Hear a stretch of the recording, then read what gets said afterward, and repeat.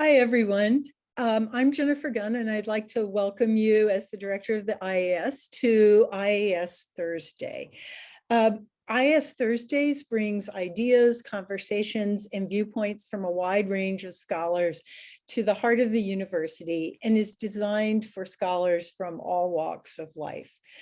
Before we begin, I want to acknowledge that wherever you are joining us from today, we are all located on the ancestral, traditional, and contemporary lands of Indigenous people. The University of Minnesota's Twin Cities campus resides on Dakota land, ceded in the treaties of 1837 and 1851. And we acknowledge that this place has a complex and layered history. A land acknowledgement is one of the ways in which we work to educate the campus and community about this land and our relationships with it and with each other. The Institute for Advanced Study is committed to ongoing efforts to recognize, support, and advocate for American Indian nations and peoples. So, before we get going, I have a few announcements and the inevitable Zoom instructions. So next week, IAS Thursday will be on the Weebie Galagichi, our Research and Creative Collaborative, Weebie Galagichi Collaborating for Social and Environmental Justice. We also have deadlines coming up soon for the faculty and interdisciplinary doctoral fellowships. And if you want to stay on top of when all these deadlines are and what opportunities are available to you in IAS programming, sign up for the IAS newsletter, and you can check the chat for the link to sign up. Okay, for what we all know and love, Zoom instructions. We do have live transcription available today. And so to enable that option, click on the live transcript button in the bottom Zoom menu bar if you are on a regular computer, or in the top right menu if you're on a mobile device. Then select Show Subtitles. We will have time for audience questions at the end of this event. If you have questions for our speakers at any time during today's presentation, you can enter them through the Q&A function on Zoom, which is also located at the bottom on the Zoom menu bar. So I want to stress, enter your questions on the Q&A in the Q&A box. If you want to introduce yourselves, share resources, or have conversations with one another during the event, use the chat feature, also found in the Zoom menu bar. And please be sure to select all panelists and attendees when you send your message. And the reason I want to make the distinction between the Q&A and the chat clear is because you cannot cut and paste in Zoom. So please type your question in the Q&A bar, and I will read it to the panelists at the end of our roundtable.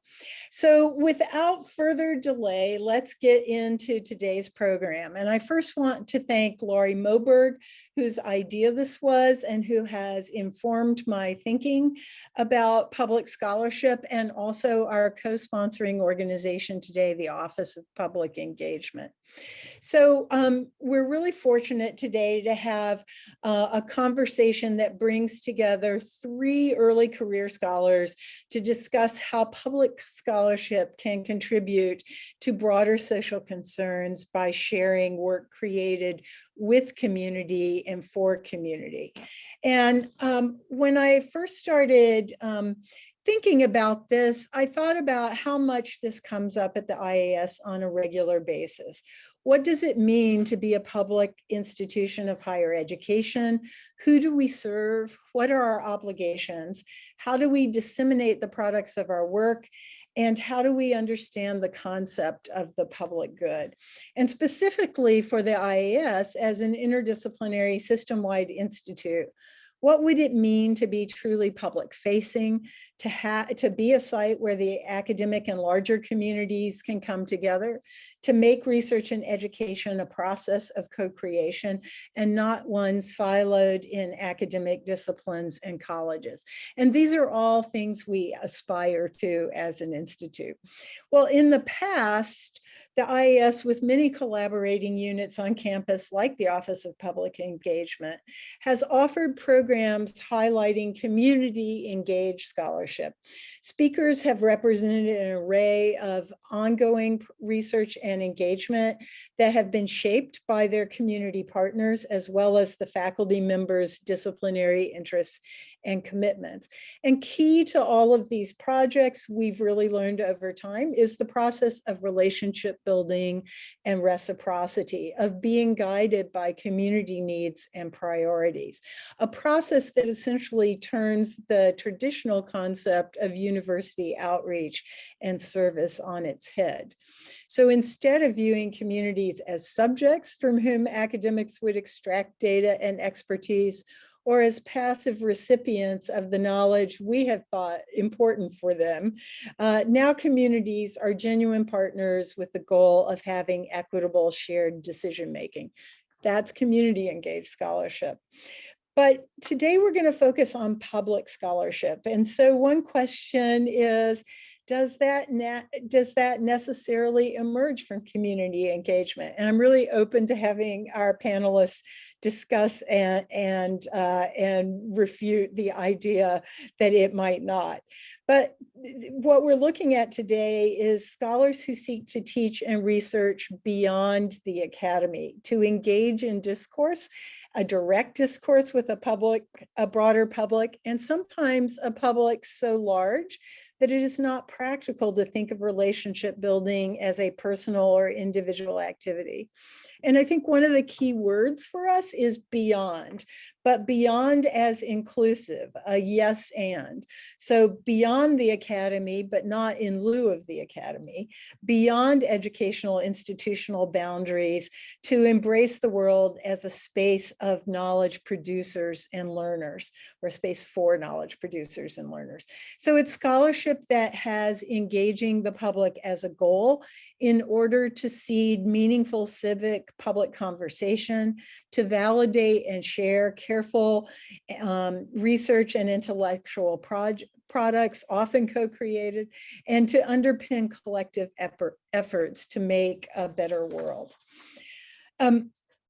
When I was thinking about today's panel, I looked not only at Hana Maruyama's Campo podcast and Dinsho website, or the website for the University of Wisconsin Public History Project that Kacie Lucchini Butcher directs, and the Open Rivers Journal that Laurie Moberg edits. But I also looked at how other institutions and people have talked about and framed public scholarship.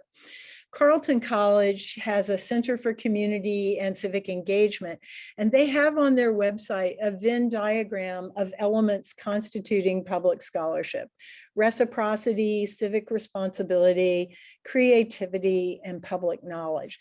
They're drawing primarily on two definitions of public scholarship that have been offered by Imagining America. And as many of you all probably know, Imagining America is an organization that for more than 20 years has been dedicated to connecting, convening, and advocating for public scholars and artists committed to creating a more caring and just world. And Imagining America defines public scholarship in two ways: diverse modes of creating and circulating knowledge for and with publics and communities, and scholarly or creative activity that joins serious intellectual endeavor with a commitment to public practice and public consequence. And that includes efforts to expand the place of public scholarship in higher education with the development of new programs and research on the successes of such public scholarship efforts. So you're hearing a focus here on work that believes in the concept of and supports the public good, on partnering between higher education institutions and organizations in the public and private sectors, the fostering of critical civil debates, and at least some transformation of higher education.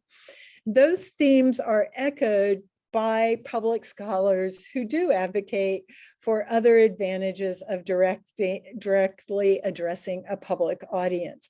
And those include having a reach and a timeliness that conventional academic publications often do not, to be the so-called guardians of truth and wisdom. That's a quote from Helene Myers, who wrote a piece in Inside Higher Education. To provide academic resources to people outside the academy. And you can see that in the work of all three of our scholars today.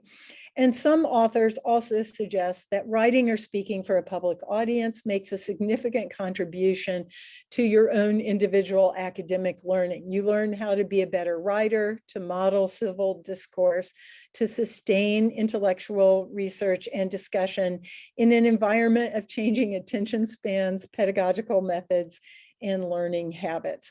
So, and it really, and I think all of these are benefits to public scholarship. But right before I introduce our panelists today, I also just want to acknowledge another topic that these public scholars have written about, and that is that teaching and writing beyond the academy also has its risks. And I'll let our panelists talk about their own experiences of risk. So now our introductions. I'm going to introduce our three speakers in the order that they will be talking about their own work. And then I'll come back and we will have a roundtable discussion among our three panelists, and followed by open Q&A. So our first speaker today will be Hana Maruyama, who is Assistant Professor of History at the University of Connecticut. She received her PhD in American Studies here at the University of Minnesota and held an IDF fellowship at the IAS with a graduate minor in Heritage Studies and Public History. Her work focuses on Japanese American World War II incarceration and how it relied on and reproduced settler colonial logics, and also its impact on American Indian and Alaskan Native people. She's the co-creator, producer of Kampu, and Hana, I'll trust you to correct me if I've been mispronouncing it, a podcast that was created in partnership with the Japanese American Oral History organization, Densho. She worked formally for American Public Media's Order 9066, the Smithsonian Asian Pacific American Center, and the Heart Mountain Interpretive Center. She is Yonsei, or fourth generation Japanese American on her father's side, with family incarcerated at Heart Mountain, Gila River, and Jerome. And I'll let Hana, why don't you go ahead and speak, and then I'll introduce Kacie right before she does and Laurie before she does. So Hana Maruyama. Hi, everyone. Thank you so much for having me today. I really tumbled into public history without even meaning to. I happened to be on the plane going to Heart Mountain, which is where my grandmother was incarcerated during World War II. And my dad and I were going back for a pilgrimage of the Japanese American community. And on this plane, I happened to be sitting next to the chair of the foundation. But I think before I get into that, I do want to tell you a little bit more about like my relationship with Heart Mountain. The first time that I went back to Heart Mountain, or I say back, but the first time I ever went to Heart Mountain was also the first time that my grandmother ever returned to Heart Mountain. And she had been incarcerated there when she was about 14 to 16 years old. So she was now at this point in her 80s, I believe, and I was about 12, which is actually the age that she was when she was first incarcerated, but she was sent to Jerome, which is in Arkansas, before she was transferred to Heart Mountain. And the first time we went there, there was just nothing there. There was, I had kind of expected to see a huge, kind of abandoned ghost town. I thought that the barracks would have just been left there kind of on the landscape sitting there. They are still there. They have often been converted into single family homes. And if you don't know to look for them, you just will drive right by them. They've been painted over. They look really cute. They have gardens. They don't look like the one room barrack apartments that housed, you know, sometimes like 6, 7 people from one family in a single room. So in many ways, that moment was really my introduction to Japanese American history. And in it, my heart just plunged. I felt like I never wanted to go back to that site. It felt like my family's history had been forgotten. And I realized there was one monument. It was created by, I think, the American Legion, and it said something about how great the hospitals were and how great the education was. And you would have never known that it was a concentration camp based on what they were saying. And so there's so many instances of public history just in that one experience when I look back to that. But the takeaway that I had in that moment was I never want to go back here. I was talking to my grandmother and she was walking around and she wasn't really saying all that much because she always found it really hard to talk about that experience. But I did go back there and after I graduated from college, and the reason I went back was because the Heart Mountain Interpretive Center had just opened a museum the year before. And I had actually had the opportunity to go back that year, but I hadn't known about this museum and I decided not to go. My family was planning a reunion and I said, I just don't want to go back to that place. And so I didn't go back, and they came back and they told us about this museum that none of us had known was being built there. And a year later, my dad said, do you want to go back? And I said, yes, actually, for the first time, I could picture myself wanting to go back to this site. So that's how I got started in public history. But the real story is that Shirley Higuchi, who was the chair of the foundation, happened to be sitting next to me on the plane. And I told her I was doing an internship, and I was doing an internship with the Asian American Writers Workshop. And she said, oh, we need a writer. And so that is how I got my start in public history. And it was very fortuitous. And it was exactly what I needed at that time, but it also probably would have never happened without someone who really understood that that I needed to be told that there were jobs in public history to do work around my own history. I just didn't think that was a possibility, even through college. I was always really interested in our history. I did projects on it throughout high school and throughout college, but I always thought of it as a hobby. And I was desperately searching for other career paths, and Heart Mountain led me to it. And so I started doing social media and quickly started to think about how form is something important in public history. I think that we often tend to think about public history as just museums or something like that. I have worked in museums. I've also done a lot of social media for museums. And I think social media is actually an incredible form of public education and public history. I've also created a podcast. So one thing that's really interesting to me that I'd love to talk with the other panelists about is how do we create public history in new forms? How do we engage people differently? I think one of the things that was incredible to me about Kampu was that you could hear the incarcerees' voices, and it just lent so much vibrancy and life to their experiences that I think is often lost in how we talk about the incarceration in other mediums. When you hear someone's voice, you really understand the impact and the tone that they would speak that story in. And so, yeah, I think that form is something that I'm really interested in. I'm also really interested in how we tell the stories of underrepresented communities in public history.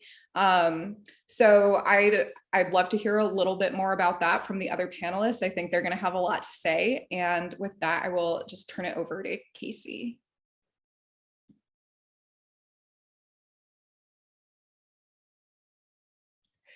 Okay, so now thank you so much, Hannah. And now let me introduce Kacie. So Kacie Lucchini Butcher is a public historian whose work is dedicated to building empathy, advancing social justice, and serving marginalized communities as they reclaim their historical narratives. She's currently the director of the University of Wisconsin-Madison Public History Project, a multi-year effort to uncover and give voice to the histories of discrimination, exclusion, and resistance on campus. The project will culminate in a physical and digital exhibit, public lectures, and curricular materials that will allow the Madison community to reckon with this history. Prior to coming to UW,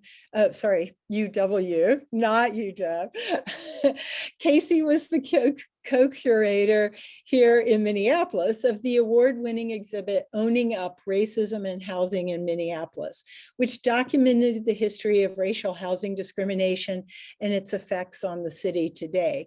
She's active in the public history community, hosting events and community conversations, attending trainings, and editing publications, and holds 2 committee positions for the National Council on Public History. Kacie. Hi, everyone. Thank you so much for having me. It's really, really exciting to be back at the University of Minnesota after graduating 2 years ago, and to see some familiar names in the audience today. So yeah, I kind of echo Hannah's that the public history was not something that I thought that I would end up doing if you would have, asked me 10 years ago. And I had a very unlinear path to getting here, which I, tell lots of people about. I think that it's okay to not have a linear path or not know what you want to do with your life. So I was an undergrad at Augsburg College, now Augsburg University, right across the street or the river, depending on where you are, at the U of M. And I was an art history major, and I was also doing graphic design at the time. And so I really think I was trying to pin it to a moment. And I think one of my earliest moments was actually the first exhibit I ever worked on. I was not very good at graphic design. And so we were doing a graphic design exhibit about the history and the kind of ongoing legacy of child labor in the chocolate industry. And so it was a graphic design exhibit, but it was supposed to be very much about data visualization and about how you get people to know that this is happening, right? And so I ended up, instead of doing design for it, I ended up taking charge and doing exhibit development with the professor, Chris Holtberg, who is still at Augsburg.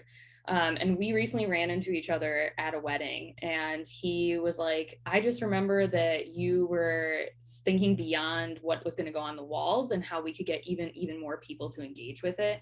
And kind of a light bulb went off. We're like, yeah, that was really my first time doing public history. And we ended up doing the exhibit, but then we also ended up putting these flyers on all the vending machines on campus that had history about each one of the candy bars that was in there and about where that candy and that chocolate was coming from and who was making it.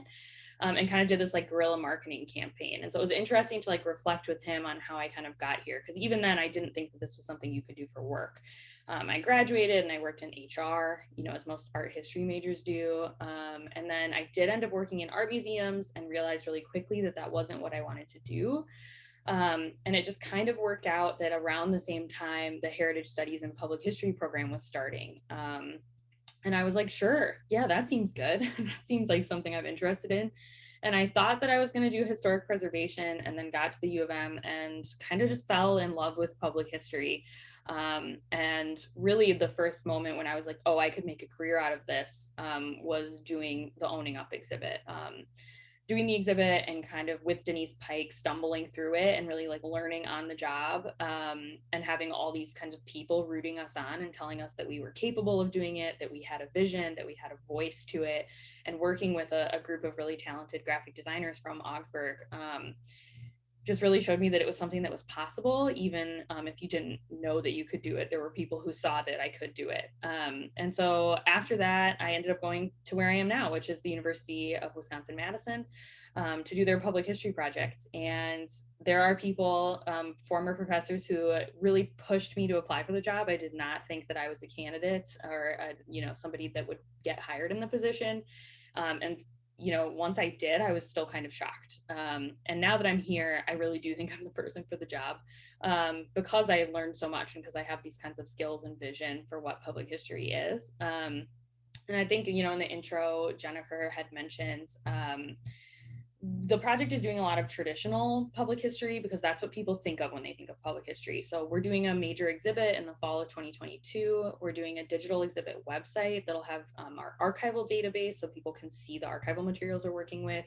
We'll have a curricular material and a lecture series, but now we're kind of thinking past those deliverables that are expected of us into what are some of the more interesting and engaging things that we can do.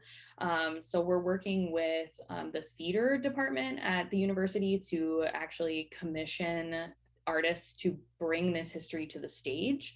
We're going to do an art show where we're going to commission artists to make art based off of the histories that we have and the archival materials that we have. We have a group of students who are a part of the First Wave program, which is an arts hip hop program at the university. And they're going to be doing performances and TikTok videos so that we can kind of take some of this to social media.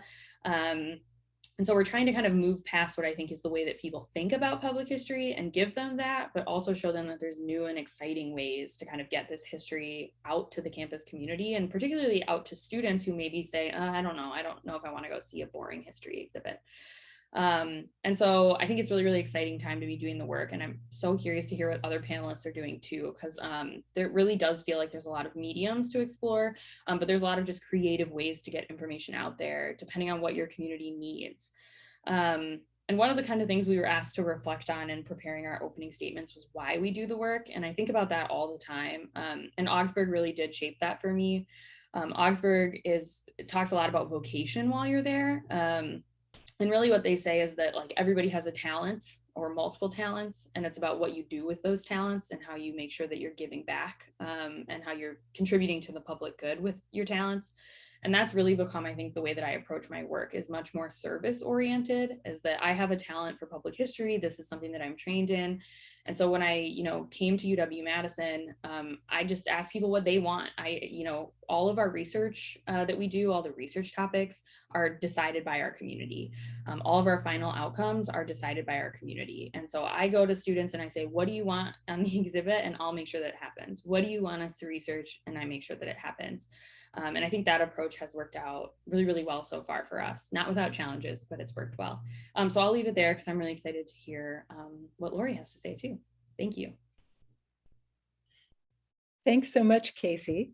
Okay, so our last panelist today is Laurie Moberg, who, last but not least, who is the project manager for the humanities-led environmental stewardship, place, and community initiative, a Mellon-funded grant here at the University of Minnesota.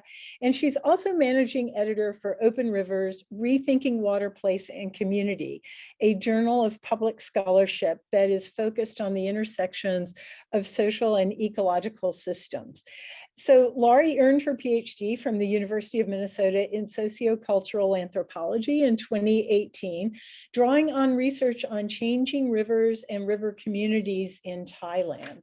In her current work, she approaches public scholarship as a critical strategy for expanding whose stories are heard, for shaping our public conversations, and for forming solutions for our shared ecological challenges.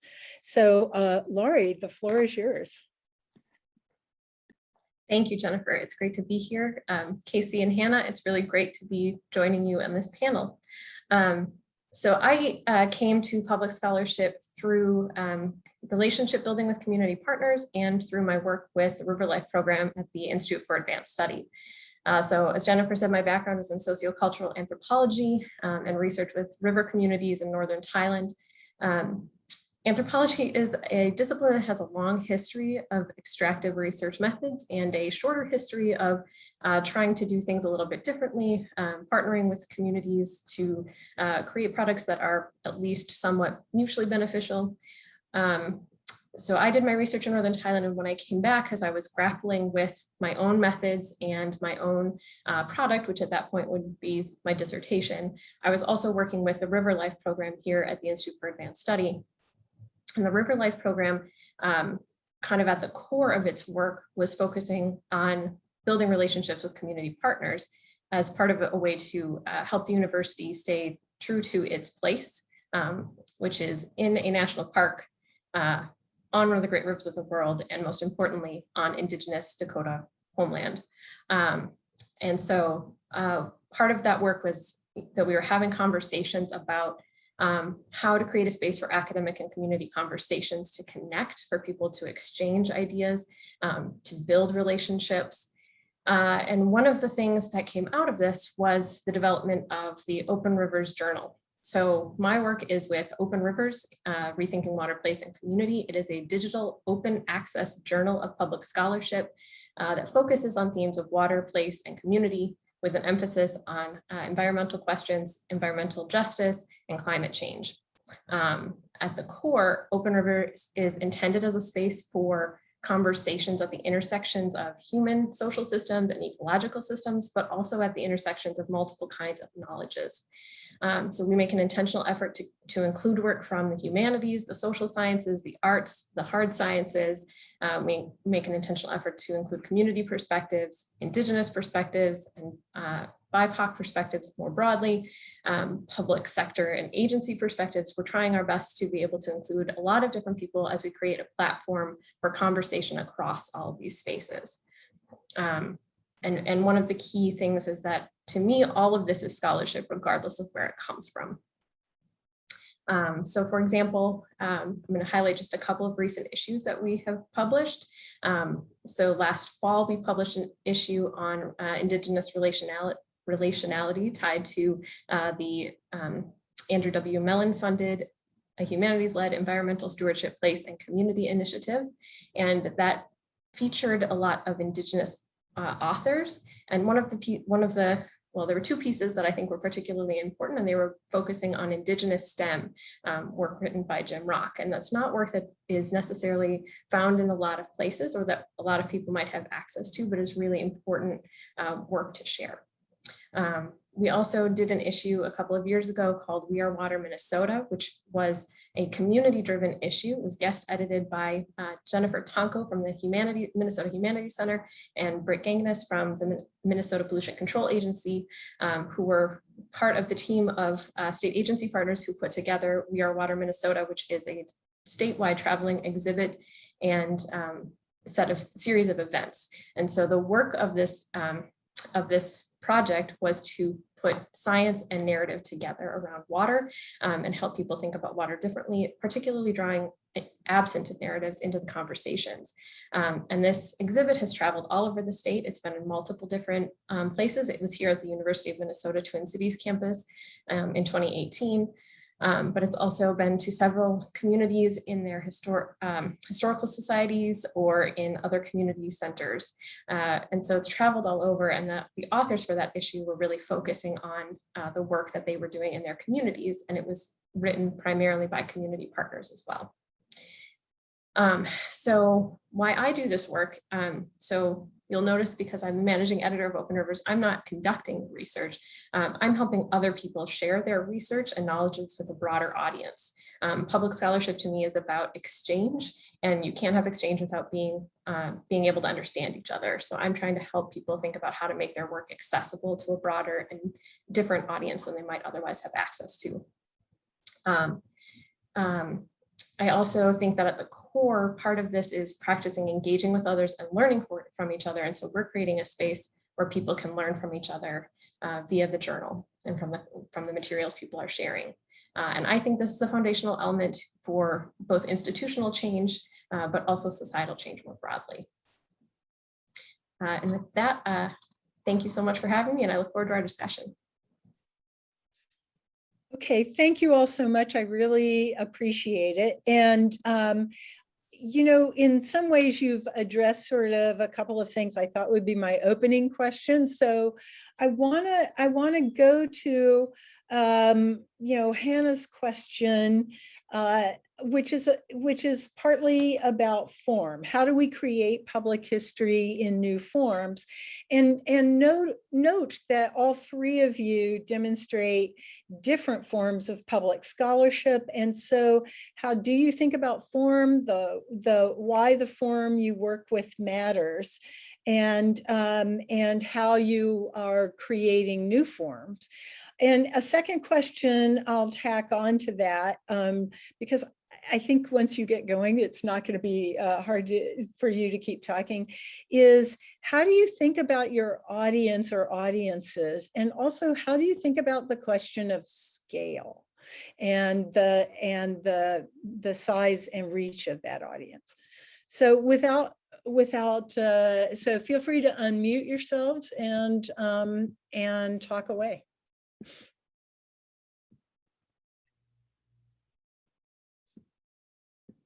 I can hop in first. So I think often like the audience that you're trying to target will end up kind of dictating the form, right? Because different audiences need different things or will engage with different things. This has been a challenge for the Public History Project because everybody's always reaching multiple audiences, but like we made a list of audiences that we thought would be interested in public history products, and it's just like so much because we're a campus. So it's like 40,000 undergrad students, and that's not even graduate students. And then you have kind of people who you know will be invested or interested, like history majors. But then there's people who are closely aligned, right? Like Afro-American studies and gender women studies and poli-sci and law, right? So then you're trying to reach them too. But then there's also the sciences, which at UW are very separate from the rest of the campus, physically very separate, but also thought of as very separate. But they might be interested too, right? Like racism doesn't stop on campus at the bounds of the West Side. And so we've really struggled with how to reach all of those audiences in a way that is meaningful to them. And so what we've kind of done is just formed some stakeholder partnerships with different people to say, okay, we don't think we can target all of the hard sciences, but like, for example, we have a really good partnership going with the genetics department because they have a history of eugenics. And so they're a natural partner because they are interested in what we produce. And so we're really gearing things for them. And that might have uses in the medical school or bioethics classes. But we've really taken the strategy of working with people that we know will want to work with us and that will find our things useful, and then have dictated form from there. And so some of our things are very traditional, like I said, because that's what people want. We know there's a huge audience who really likes lecture series. And so we're going to have a lecture series. But in talking with students, I think it's actually where we've seen more of the like desire for creative forms of engagement really come across. Like students were the ones who said it would be really cool to have a TikTok series because all of us are on TikTok all the time. Okay, great. Love to do that. I do not have a TikTok. Don't tell them. So we just pay students to do that. I'm like, great, show me the TikToks. Like, let's do it. And it's given them a chance too to really get invested in the history. But also, you know, one of the things that I think our project has taken an approach is that students have the right to interpret this history. It's their history. This is their campus and their university. And it's often, you know, their stories that they want told. And so we found a lot of power in really handing over the reins and paying them to do these kinds of innovative things. But I think to get to that point, you have to listen, right? You have to be willing to go to a bunch of different people and say, what do you actually want from this? And that's I think a process that isn't always the process. People usually say, oh, I have a research idea, and then they go to community, and kind of reversing that order and being really flexible to the needs of the community will get you to some of the more new, interesting forms of engagement.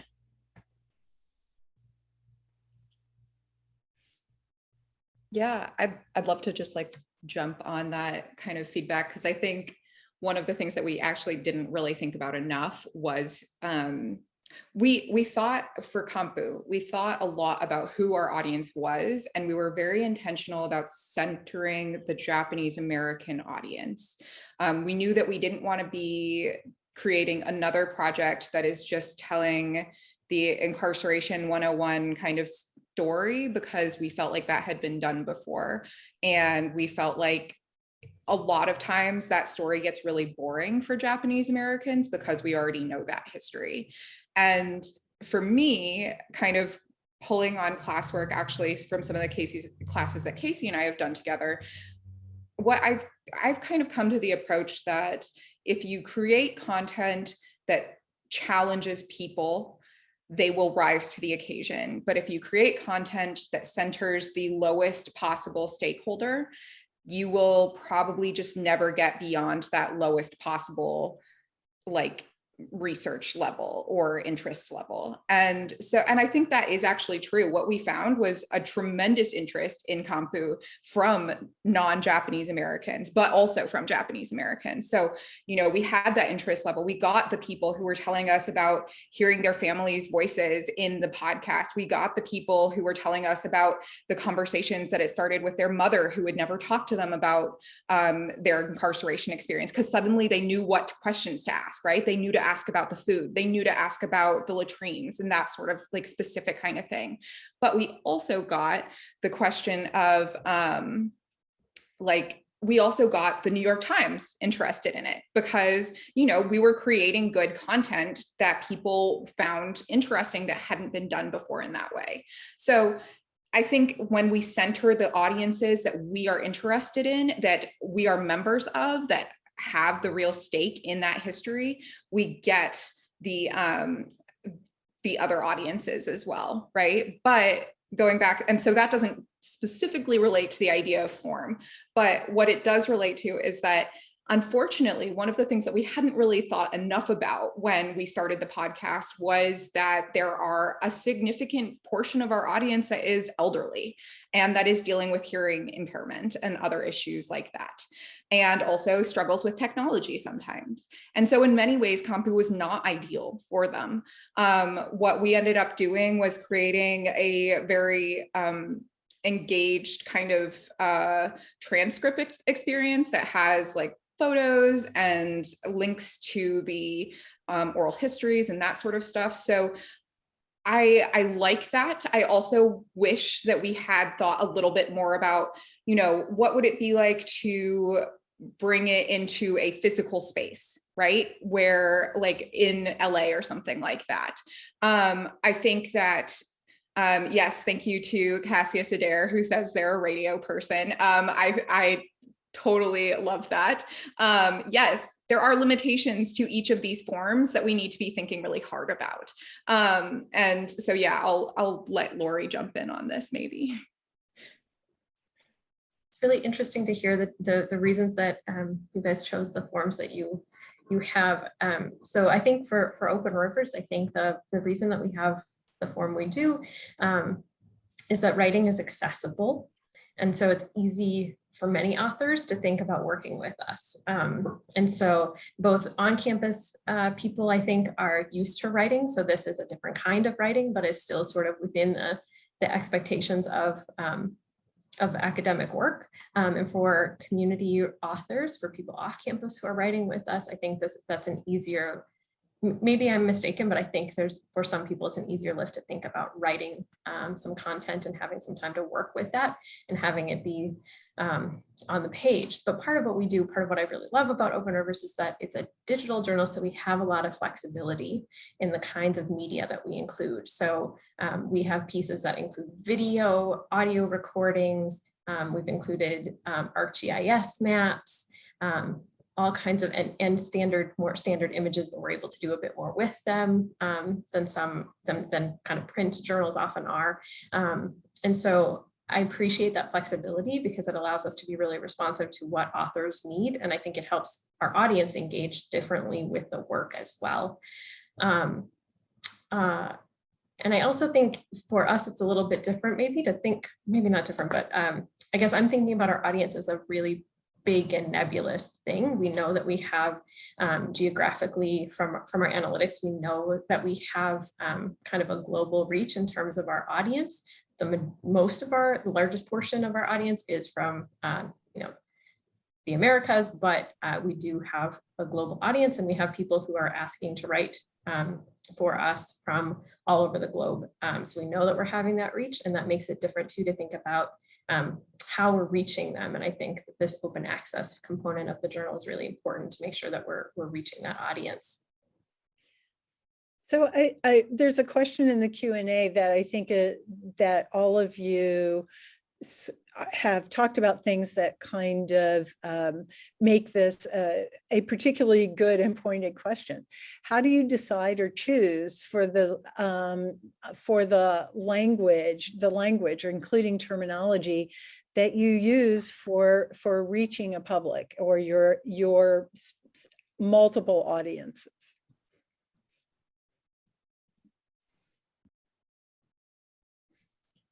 I mean, I can offer a little bit about how we do this for Open Rivers. I mean, so Open Rivers is published in English, but we actually have a couple of pieces that have been published. So we have, for example, we have a piece from our last issue that was written by an author in India, and his community partners, the organizations he's been working with, would like the article in Hindi, and they are working on a translation that we've offered to put on our website and provide a PDF of. But we don't have the editing capacity or the translation capacity to do that. But it's great to be able to include that once it's translated, and it's great that some of this work, that there's value in doing that for him as well. But I think the English is, for us, is that's the language that we have. But when I'm working with authors, I think the bigger piece for us is making sure that we're helping authors think about what a broad audience is going to be able to understand. And so some of the sort of jargon that goes with disciplinary work can get in the way of the communication, or can be a stumbling block for people who are less familiar. So what I often tell writers is to think of someone in their lives that is educated, but not and interested and curious, but not in their field, not an academic. And so, for example, I often use my mom as the person that I think is my target audience for an article. So if this is something that I think my mom could read and understand, she's an educated, curious person, but she was not an academic. So if she could read and understand this, and we could have a good conversation because of this piece, then I think it's hit the mark. Yeah, I'd love to jump on that. That is such a great question too. We do write in English, and I think that it was not an intentional choice, but I think it's an important one, because most of our audience at this point does not understand Japanese. So, and I think, even the ones that are like older and might have learned Japanese as their first language, like we went to Japan with my grandmother at one point, and she told us she could speak Japanese. And then we got there, and it was very clear that she had like a 5-year-olds probably level of Japanese. Just at a certain point, you stop remembering it, especially when you've been told over and over again that you should not be speaking this language, right? So to choose Japanese would have been a really weird choice for us. And I don't think that's what you were asking, but I think the question for us more so would be like, what terms are you using for the language of the incarceration? And I think you'll probably have noticed that I am very intentional about using the term incarceration, which is not the term that most people are familiar with. The term that most people are familiar with that period in history is internment. But internment actually refers to a legal Geneva Convention process of the detention of enemy aliens. And what happened to Japanese Americans was not in fact legal. It was of dubious legality at best. It was also not of enemy aliens. 2/3 of those incarcerated were American citizens, and the other third were civilians that were not able to become citizens because of discriminatory laws. So for us, and I think in some ways that starts to look like jargon, but in another way, it really does look like, yes, and you are clarifying that, thank you. But in other ways, that was a really important stake for us, right? So I am totally with Laurie on everything that you just said about jargon. Like, it irks me to no end when people use jargon to try and talk to the public, because I think a lot of times these public history conversations, and I don't think this is what Laurie was doing, just to be clear, but I think a lot of times it starts to look a little bit like people are talking about dumbing it down. And that is not what we're talking about when we're saying get rid of the jargon. I think it's actually immensely challenging to explain things clearly to people in a way that they will understand. And I think that we need to do that in a way that holds up, like Kacie was saying earlier, the nuances of these stories. So for us, incarceration, which is something that we can explain to them if we need to, and that we also knew how there were several resources out there that could explain that to them. So we actually didn't explain it in the podcast. But we knew that the questions out there were, the answers were out there if they wanted, that they were readily available. And so for us, that was a question that we knew they might be asking, but also that we knew they could find the answer to. And for us, that was treating them like they are smart, capable human beings who are able to do their own research, you know. In other ways, I think that we do absolutely try to make this stuff accessible to the public. And I also think, you know, what Open Rivers does so well and what Kacie's work is doing so well is that we don't stop by just saying, here, we're putting out something for the public, right? It's not enough to just say, we're going to like try and put something out for the public. It needs to be created in a way that communicates with the public. And the communication part isn't just communicating to, it's also being received by someone, right? And unless we're actually doing that side of it and paying attention to that side of it, I just don't think that it actually qualifies as public scholarship. Yes, hard agree with everything Hannah said. And yeah, I mean, language is really important, right? Like it's really important. And I think one of the things that was something that I really took from graduate school was like, we got to really interrogate like exhibit text and like look line by line. And you really start to see when you pick it apart that like, there are lots of big ways and lots of small ways that like, particularly what I study, American history, has been like, is framed in a way that absolves people of responsibility and that allows people to obscure their complicity. And for a project like ours, we're like trying to avoid that. And for other projects I've done, a really good example is our exhibit Owning Up. So we use the term white terrorism. And we got a lot of pushback on that. There was like, we did these community listening sessions and there was pushback from white people who were really concerned about the language. The museum professionals were concerned about the language. And Denise and I like really drew a line in the sand. We were like, no, we're gonna put that, we're putting it in the exhibit. And here's why, because if someone challenges us, we believe that this mob violence that this family faced, that it is terrorism. This Black family was terrorized and white people were the people who were perpetuating that terror. And so white terrorism is the right language to use. Not popular.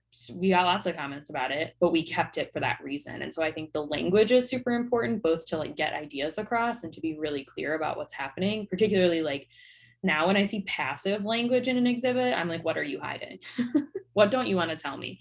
And particularly with university history, people love passive language. It's like, oh, the university. And it's like, who at the university? The university is not an actor. People make the university. People are acting. And so I think that that's really important. And I agree. I think that it's actually much more difficult to make complex topics understandable for the public. And actually, one of the things I think that's really challenging is doing this work in an academic setting is that academics are like, no, add more. People need more context. This is so complicated. You have to add more. And I'm like, nope, this panel cannot go over 200 words. So like, if you want to rewrite it, like help me rewrite it. But like, we are limited in what we can do. And so there's ways to direct people to where they can find more information or more context, but also to get all the context across that you need to make a clear argument, to make it interesting, to make it engaging is way more difficult than doing like a very jargon laden explanation of something. And I think one of the things is that jargon is something that, and this kinds of language that you learn in academia, like that's taught to you, right? Like a lot of people who've gone to graduate school have had the experience where you sit in class and everybody's using a term and you have no clue what it means. I didn't know what historiography meant for like weeks in this class until finally I had the like guts to ask a PhD student who I trusted and said like, what is historiography? And they were like, oh yeah, oh my God, you know what it is. You just have never heard it called that. And so I actually think that like, for people not knowing what that language means doesn't mean that they're not intelligent. It just is language that you have to be taught. And so there's ways that like a lot of people in the public know what historiography is, even if they don't know what that term means, right? And so I think that there's ways that like we pretend that we need jargon, but we don't. We actually don't need jargon. And when we don't use it, we bring everybody along with us. And that's something I think is really important in my public history work too, is like we need to bring everybody along with us. So these comments lead into another question in the Q&A, which is thinking about the backlash to the 1619 project, or the backlash that it received. Have you had to contend with right-wing disinformation campaigns and or pushback?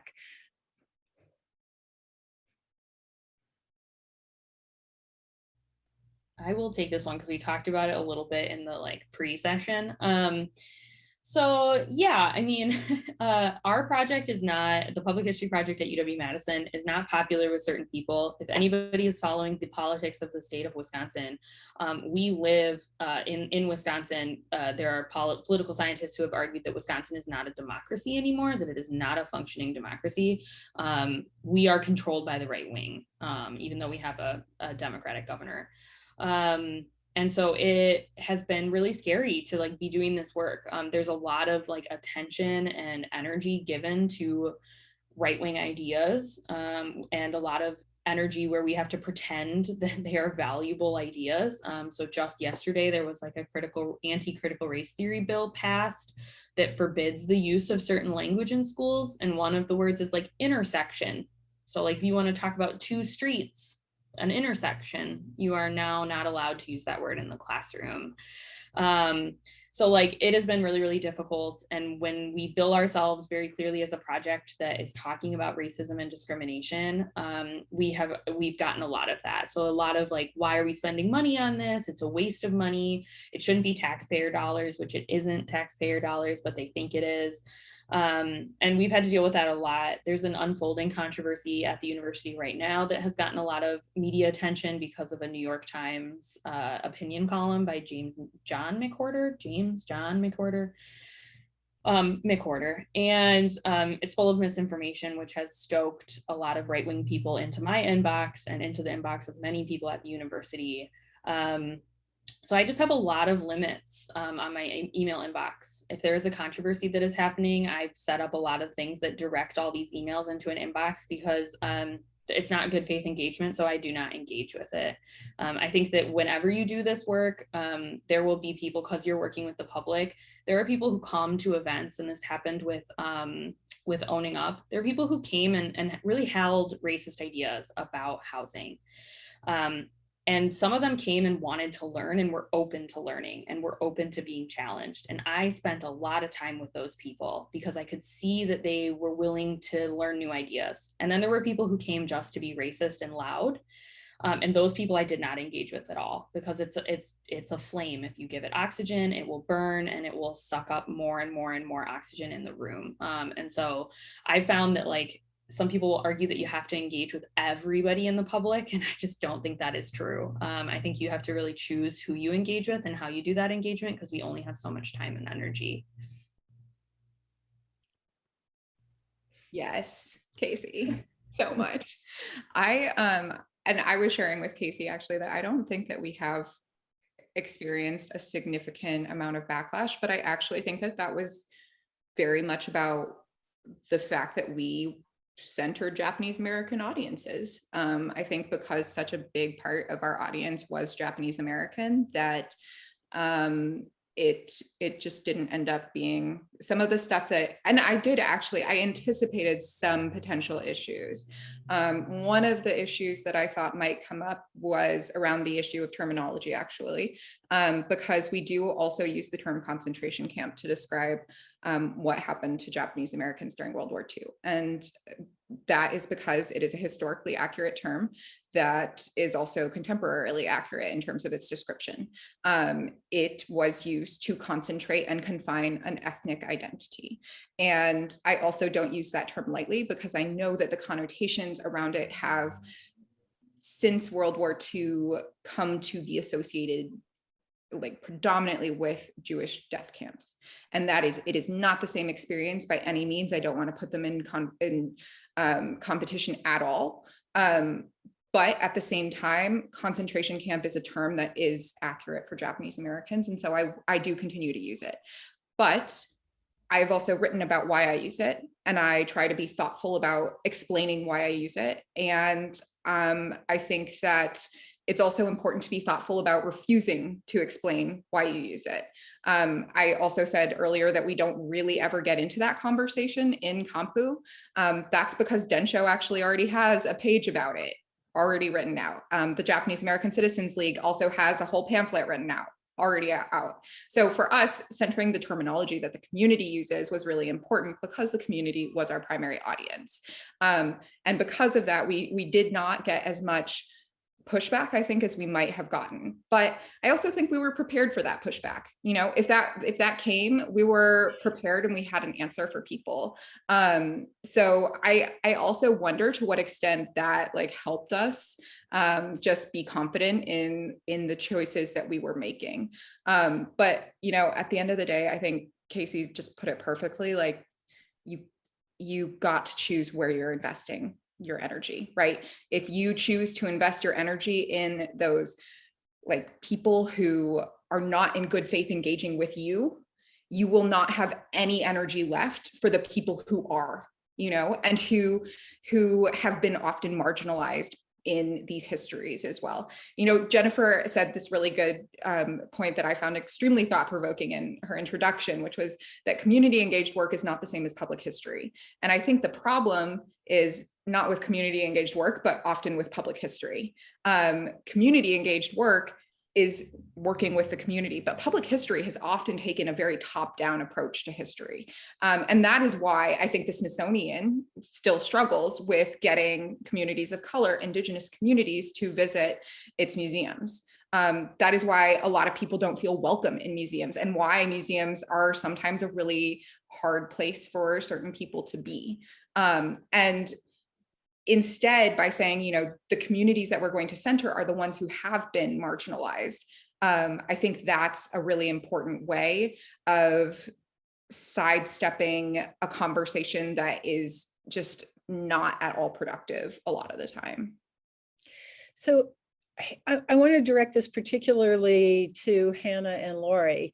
How do people find your podcast, and how do people find Open Rivers, and what do you know about that?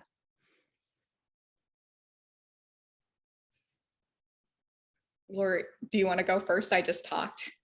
Sure.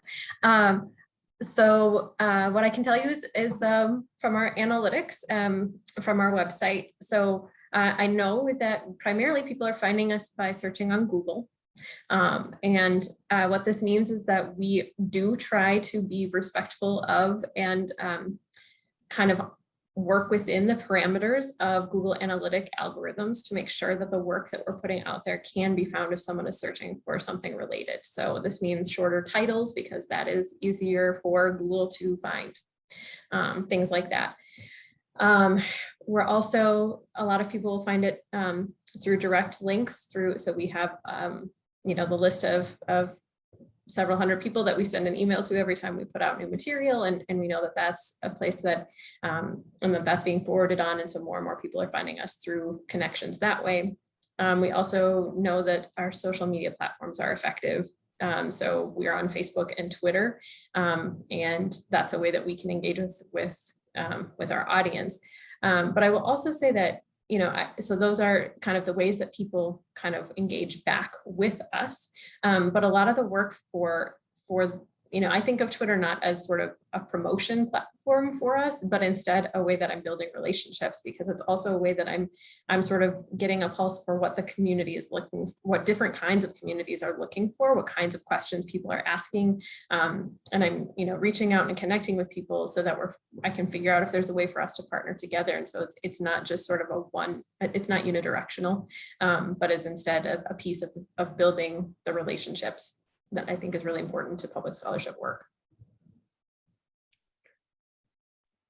I love what Laurie just said, because I think that the way that I come to social media as well, and I am not a natural social media person. I also do not have a TikTok. Please don't tell any of my future students. So, do you do Instagram? Sorry, what'd you say? You do Instagram? I do have Instagram. I kind of drew a firm cutoff at Instagram. I briefly had a Snapchat because I felt like I needed it for work. And then I stopped doing social media for work. And I was like, okay, the one we can do away with is Snapchat. So nobody's been talking about Snapchat recently. So I wonder where that one's gone. But the thing that I do love about social media that I think Laurie just put so well is that it is a form of communication and it's a form of learning about your audiences. I think that I think word of mouth is actually a big part of how we got our audience. I think Densho did a tremendous amount of work to kind of tell the Japanese American public about the podcast. But, a lot of the time what I hear is, this person was telling me about this podcast and I just listened to the first episode and it's great. And it gets posted in this Facebook group that I'm a part of, and so I think word of mouth has been huge for us. And I think that's really important because we're aiming for a very specific community.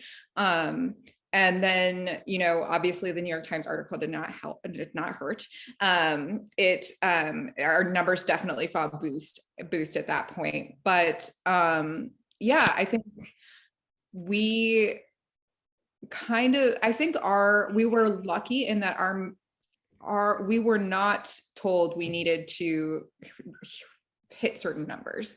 And so I think that was a luxury that some people don't always have, that we didn't actually really need to think too hard about how many people we were reaching, and instead could focus on the quality of people that we were reaching. And so for me, the feedback that I got that means the most to me is the woman who said that it felt like talking to old friends.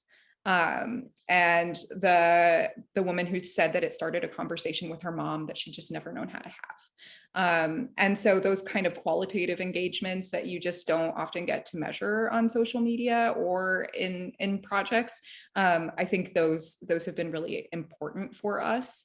That's not to say that hitting certain numbers hasn't certainly helped with funding requests and stuff, but I think, for us, I think the qualitative is really important. And I think that we don't often think of social media as a platform for that kind of communication and word of mouth communication, but in fact, it often is. So building relationships, whether that's in person or on social media, and increasingly it is on social media because, COVID has made it really hard to have in-person conversations. I think those have been huge for us. And Kacie, did you want to add anything? I was just going to say that I was thinking as you were talking about this, Hannah, that what was really, really interesting to me about the podcast, because I've listened to it and I'm also like, anytime someone's like, I'm going to teach about, Japanese incarceration, I'm like, oh my gosh, you should listen to this podcast. I'm like, I know who made it. It was in the New York Times. But I was really thinking about too, because we were talking about kind of all the negative backlash. I also keep a positive emails folder because we do get a lot of positive emails and people who say like this story, like it was so great, I stumbled across it off of Google, or oh, I saw you speak and like I'm so happy that this history is being told. And so I keep a lot of those in a separate folder. But also like, who are you making mad is a question I often ask myself. And there are some people that you probably want to make mad with your work. And if you are making the right people for your project mad, then you're probably doing the right thing. And so like hearing that, like for you, Hannah, having this audience who you wanted to reach say, yes, this is what we wanted, this was a positive experience, then who cares about naysayers at that point? That's not who you're reaching. And so I think a lot about that too, because there are some people who if I'm making them mad, that's the point. That's really showing that the work's good.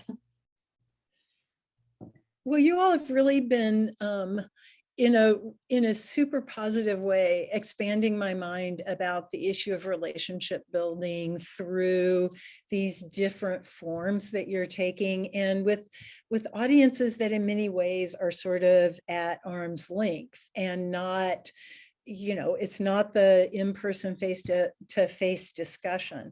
But you're also doing something that I think of as hugely valuable, but also very traditional in a way as a historian myself. And that's essentially providing digital archives and providing primary documents and bibliographic lists and references. And what do you know or think about how your audiences are working with those more traditional academic-y kinds of sources that you're providing?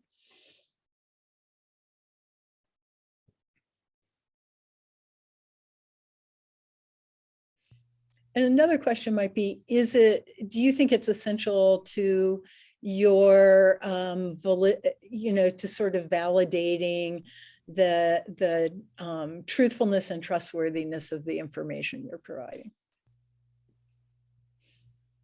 I can start. So yes, I think so.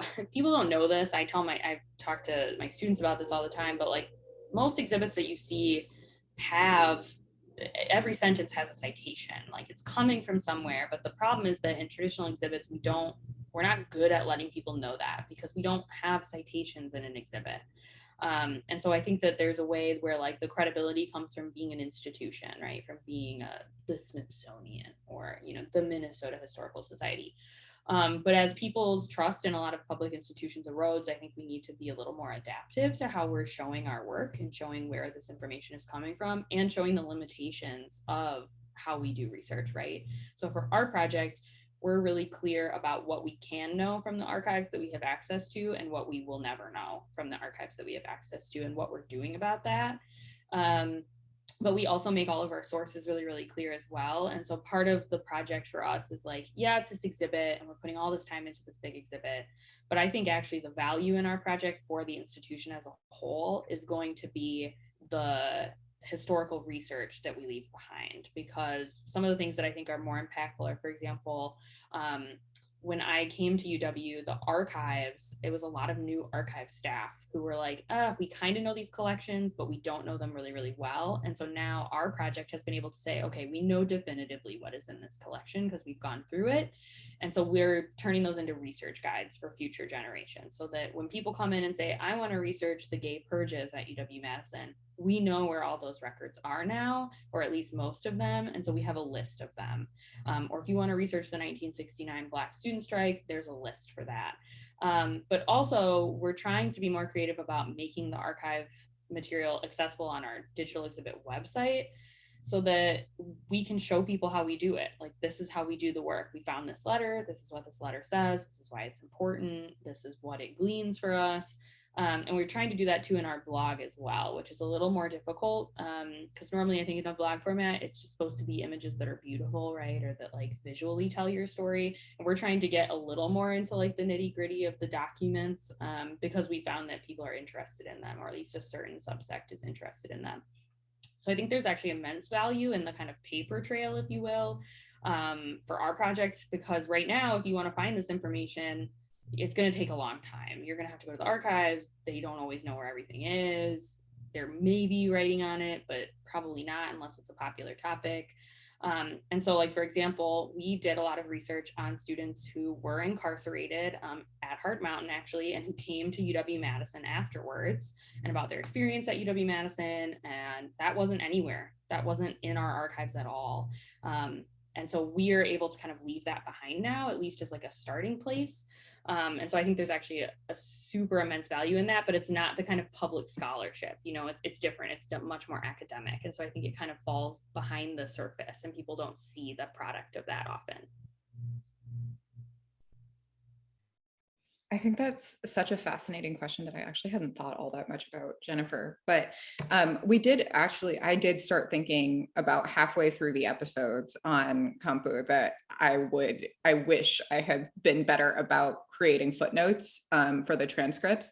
What we ended up doing was more of we link to whatever resources we can in the transcripts. So if you go to the transcripts that we've created, they link back to every single oral history. So you can actually listen to the oral history if you want to. And then we also do have links to other subjects, but I do wish that there were footnotes at the bottom of it. One person who did this really well, which is, it's not specifically public history, but it kind of is Robin from Minneapolis, who I encourage all of you to check out her website. They are a gender and women's studies graduate student at the moment. So among all of you at University of Minnesota, I'm jealous. But the web pages for their positions, oh my gosh, they are so well cited. Like every single sentence has a different citation next to it. And I was like, why doesn't every politician have citations next to their web pages on their platforms?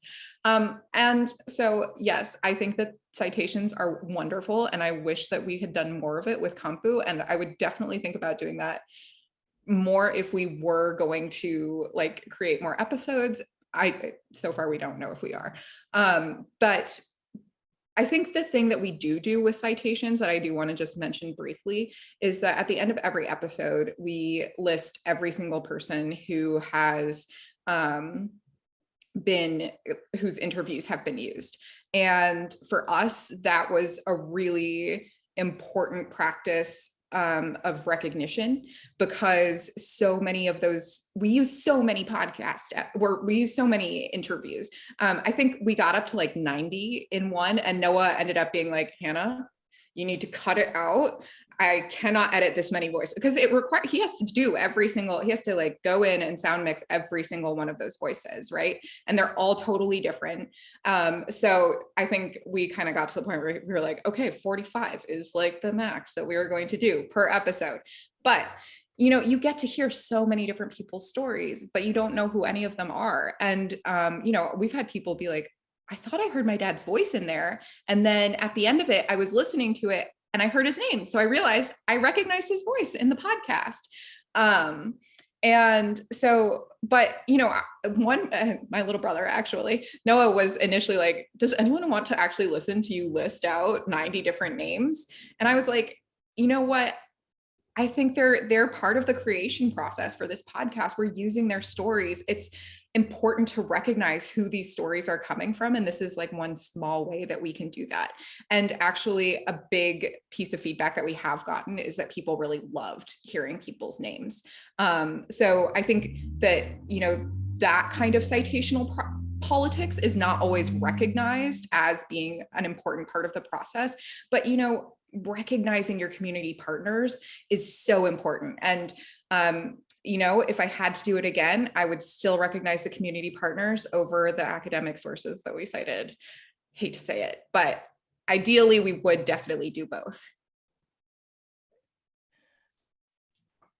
Hannah, that's a really nice, really beautiful statement. And I agree with you. I mean, I think the community partners are I think it's really important to give credit, and part of, so, I mean, Open Rivers is a journal that has a lot of academic authors who do cite extensively. So there are a lot of resources we've put together, you know, primary sources, columns, which are, you know, sources for further reading. And it's a digital journal, so we have links in the text so people can track further and find more information if they're interested. And often that's what I'm asking authors to do. That's actually one of the ways that I help them think about the concepts that they're using that might not be familiar to people. Is there a link you can offer so people can read more if they're interested? But I also think that, you know, part of what we're doing is creating a platform where a lot of different kinds of knowledges are valued. And so there are knowledges that are not involved, that are not citation style of knowledge, right? And I think those are really valuable too. And so I think providing kind of an equal footing for that. And, you know, I'm thinking of one particular article that was based on a series of interviews that someone had done with family members at Upper Sioux, one of the tribal communities here in Minnesota, and she was sharing those stories. And so there aren't citations, but the stories are incredible. And it was great to be able to include that in the journal and include those voices and those perspectives and those knowledges that, you know, aren't in traditional academic citation places. So we're getting close to the end of time. So first I want to make sure that I'm going to borrow Cassidare's words in the Q&A, which is to say, this is one of the best public history panels I've ever heard. And I've been an employee of a public humanities institution that thinks it's really good at this. So thanks for doing what you're doing. And I want to echo that. And then I want to ask kind of the last question. I have found actually the work you're doing and you're thinking about it incredibly uplifting. So now I'll ask the not unoptimistic question, but what are the challenges of this work?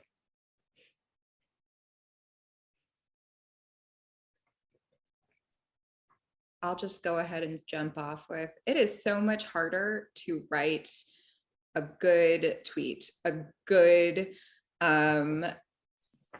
like exhibit label, a good podcast than it is to lecture even, you know. One of the things that frustrates me to no end is when I go to a panel and someone just reads at me. I've done it, honestly, but honestly, it's way easier because you don't have to rewrite anything, right? If I go and like create something that, if I am focused on boiling down my words for people, I just don't talk I don't talk the way I write, right? And so it's a challenging project, I think, just inherently. And I think a lot of us aren't taught how to do it in the academy. And so you know, I think I was very lucky. I had some advisors and committee members who were pretty supportive of my work, but I will also say I don't think they entirely understood why I was doing it sometimes. And I did get, like, you know, a question like, are you sure you really want to be starting a podcast when you're going into your 5th year of your PhD and are supposed to be focusing on the dissertation?